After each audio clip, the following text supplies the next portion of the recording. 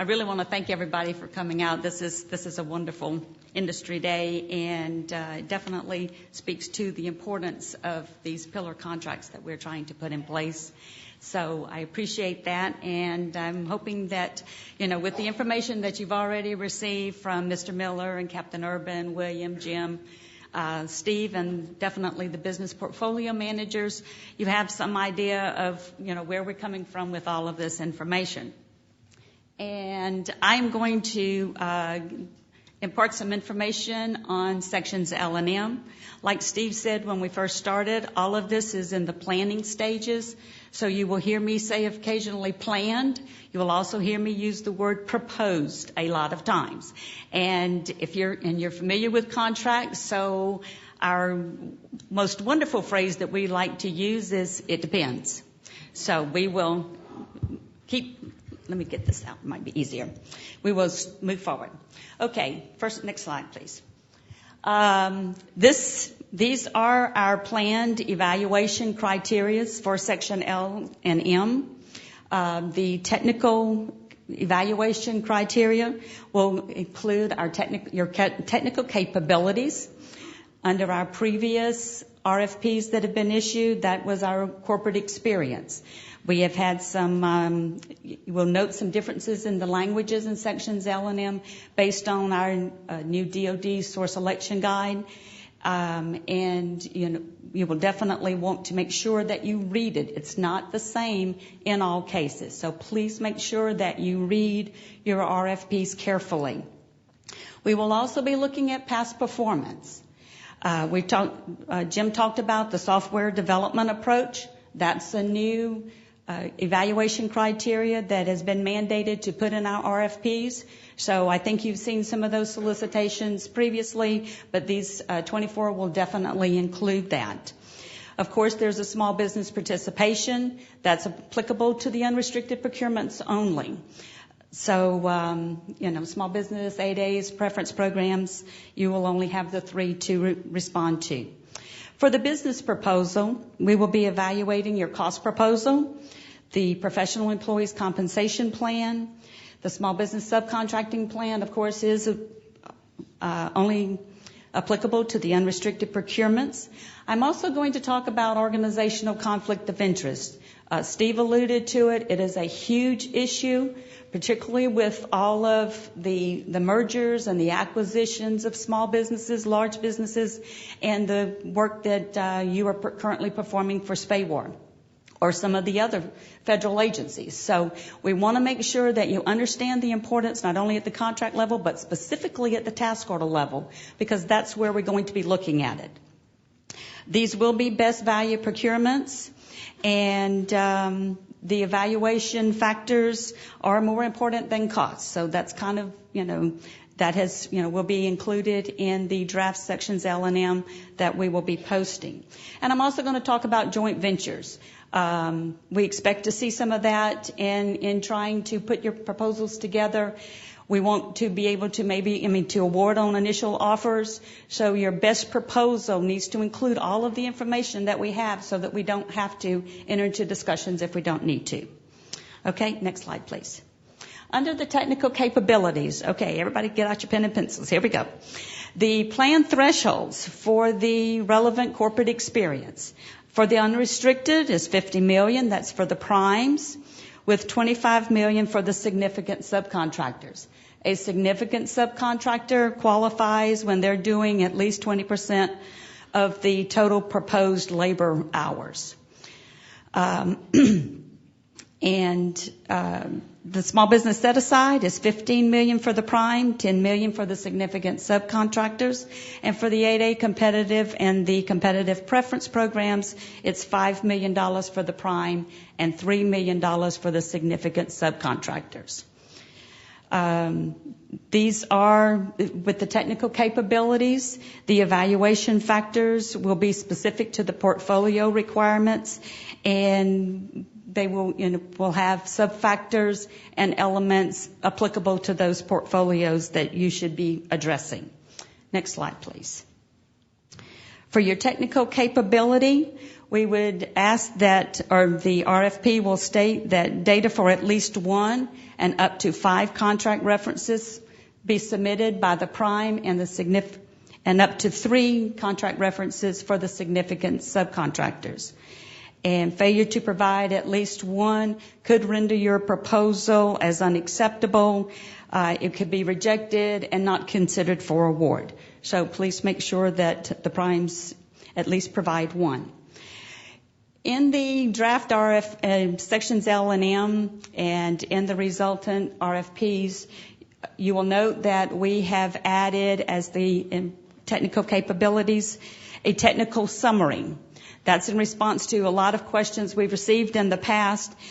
This will be evaluated as part of that technical capabilities factor, and you will be limited to up to 2 pages, and it's so that you can outline and describe the value of your proposal, experienced, and address any benefits that you may provide to the government.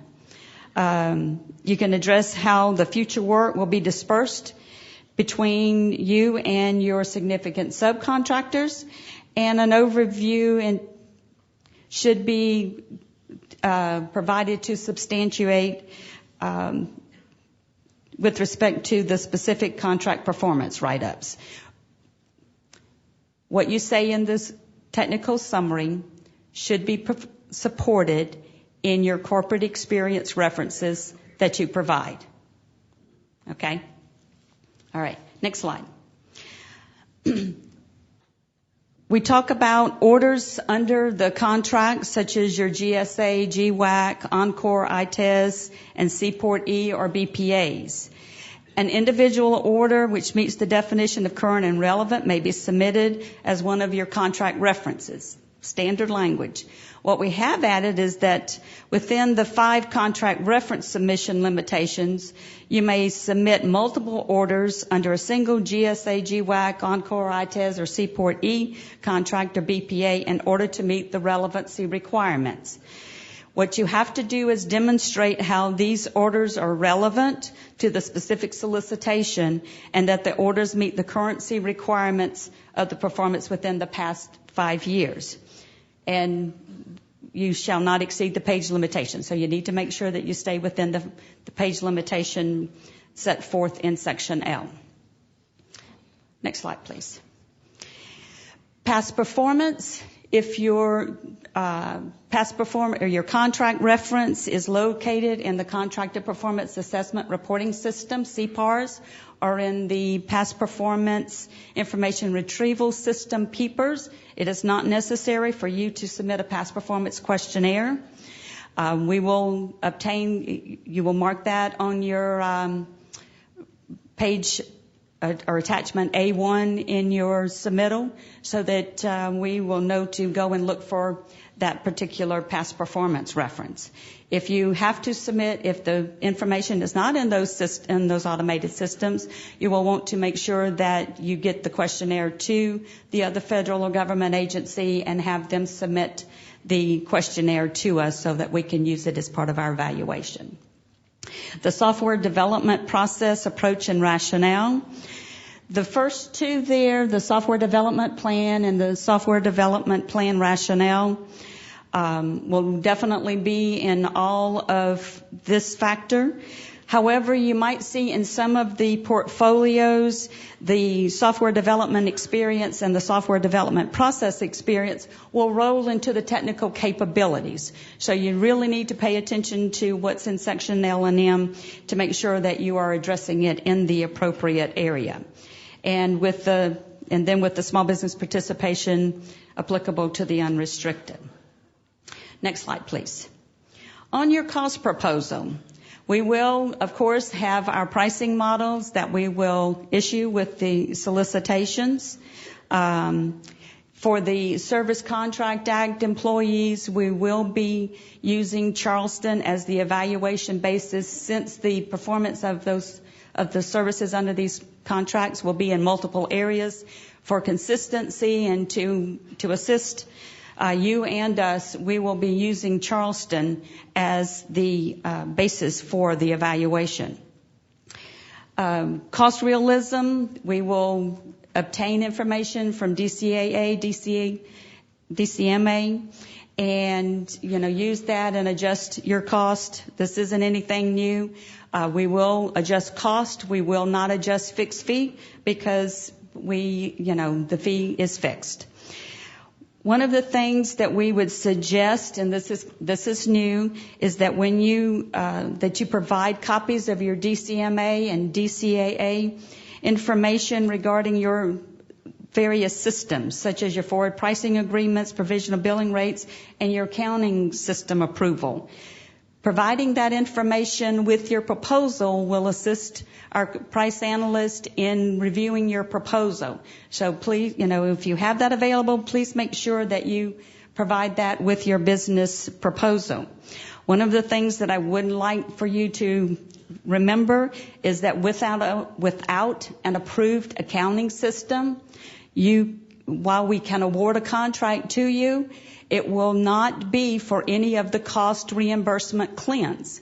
So we've got the CPFF CLIN. You would only be eligible for the firm fixed price CLINs. So at the task order level, if you don't have an approved accounting system, the only task orders that you would be eligible to compete for would be the fixed price.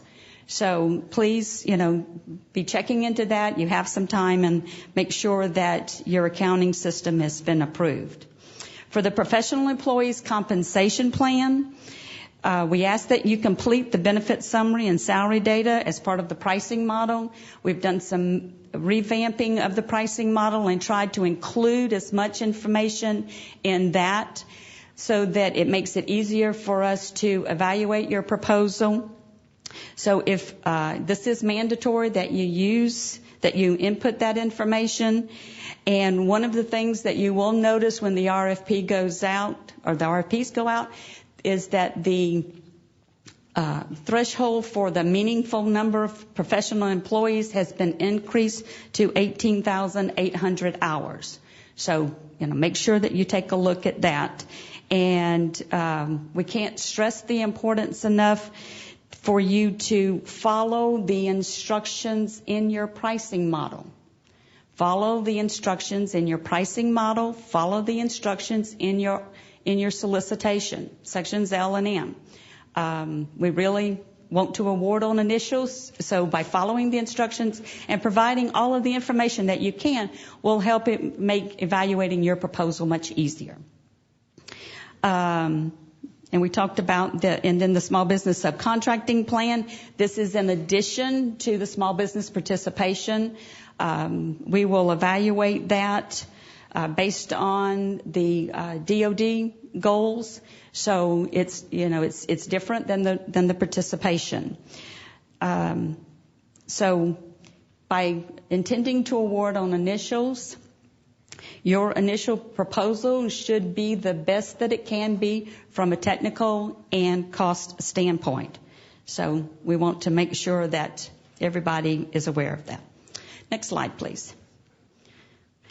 Okay, organizational conflict of interest. The solicitations will include the OCI clauses. It will depend on the requirements as to which OCI clauses are included. But please pay attention to that. OCI right now is a huge topic with GAO. I have the lawyer here. I have my business person here that, if we have OCI questions, we can ask and answer. But it is a huge issue. And I've provided you the definition out of the FAR 2.1. It's basically, and we need for you to be able at the task order level to provide us impartial assistance and advice. We need a person's objectivity in performing the contract work, and that you're not otherwise impaired, and it doesn't give you an unfair advantage in a competitive environment. We also talked to 9.5, which is where our clauses come from. So please pay attention, look at those and understand what ramifications they could have to your proposal. Next slide, please. Part of developing your teaming arrangements and, deciding, your subcontractors, you really need to provide serious consideration to what work your team members are currently performing under, whether they're SPAWAR contracts or NAVSEA contracts, Marine Corps contracts. If they are involved in writing the specifications for a procurement that will be competitive, it's an OCI issue. If you can't evaluate yourself, and we have to protect the proprietary information and ensure that you're not given an unfair competitive advantage. So it's just a lot of things. A lot of our single award contracts do talk to, you assist in preparing the specification for the task orders. So when you do that, you are information is available to you that's not available to someone else. So we have to ensure that we're able to mitigate that or provide firewalls. You can't evaluate your work. You can't evaluate that of your subs, or your subs can't evaluate yours. So we just really need to make sure that at the task order level that we have got all of this covered. Next slide, please. Analyzing OCI is fact-specific. We would take a look at all of the facts. What we're needing is neutral and detached advice for work at the task order level. And like I said, it doesn't matter whether it's a SPAWAR contract, NAVSEA contract. Maybe it's work that you've done under GSA or Seaport. So we would have to look at the work that's being proposed under the task order against work that has been previously done. OCI is a two-way street. If the government misses something, then it's important that you let us know about it. You need to inform us, provide, and, we need to have the firewalls, we need to have the mitigation plans. We don't want to get to the point where, we have a task order, everything is ready to go, we're ready to award, and somebody stands up and says, but their sub or one of their employees wrote the specifications, or were involved in the development of the specifications. That could render your proposal at the task order level unacceptable, and we would not be able to award to you. So we really want to make sure that if there is a potential OCI, bring it to the ordering officer's attention so that we can, look at it, determine the specifics of it, and if we need a firewall or if we need a mitigation plan, we have those in for review, either, and ensure that your proposal is able to be accepted if it's determined to be awarded to. The plans would be reviewed by the contracting officer as well as legal. So and then approved or again reviewed by the chief of the contracting office. So, they're very, very important documents. Non-disclosure, just because your employee might have a non-disclosure agreements are not sufficient to mitigate an OCI. So you really want to make sure that we have the information. Okay? Next slide, please. Joint ventures. Like I said, these can occur not only in the small business competitive 8A or the preference programs, but there are potentials to have their joint ventures on the unrestricted procurements. What I want to focus on is those for the small business set-aside 8A or competitive preference programs. Your joint ventures should be clearly explained in your business proposal, and to include the organization of each member of the venture, how the joint venture is constructed, and the relationship between the members of the joint venture and whether SBA has approved the joint venture or not. The primes must comply with the FAR 52-219-14. That's my first clause. Limitation on subcontracting, where at least 50% of the cost of contract performance incurred for personnel must be expended by employees of the small business. So we're looking at that and wanting to make sure. One of the things, another question that we have received in the past, and I think since the draft PWSs have gone out, has to do with your contract references. You would talk to this in the technical capabilities. If the contract reference has been performed by the joint venture, you can submit that. Or if the individual firms have performed the services that comprise the joint venture, that information can be submitted as well. So in the name of the joint ventures or in the name of the two contractors that comprise that joint venture. Okay? Next slide, please. In the joint ventures, we need to know that the prime roles have been established. And it can be a single prime contractor, a formal joint venture, or an informal joint venture. And I have the definitions there. The entity for the joint venture, the entity formed to engage in or carry out a specific business venture for joint profit. With the formal venture, it has been formed as a separate legal entity based on a written legal agreement between the partners and will perform the contractual effort with its own separate employees or with the individual entity's own separate employees. It's very important that you explain how the performance of the services are going to be in your business proposal. And then, of course, you have your informal joint venture that merely exists through a written agreement between the two or more business entities and will be performed, and the contract effort will be performed with each of the individual entities' own separate employees. Okay, next slide, please. One of the issues that we want to make sure is that with the joint venture, that the joint venture is registered in the CCR. If you're not registered in the CCR, we cannot make contract award to you, and that you have completed your online reps and certs in the ORCA database. So those are areas that we need to make sure that you have covered, and if you're proposing as a joint venture. Next slide, please.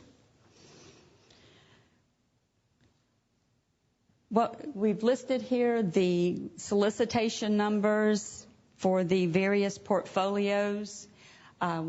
We're anticipating draft sections L and M to be posted no later than Tuesday next week on those that have not been posted before. So once those are posted, then we suggest that you submit your questions directly to the contract negotiator that's set forth on the e-commerce site. These are the unrestricted and small business set-aside procurements. Next slide outlines the 8A and the preference program. So, and then the contract negotiators for those would be listed on the e-commerce site as well.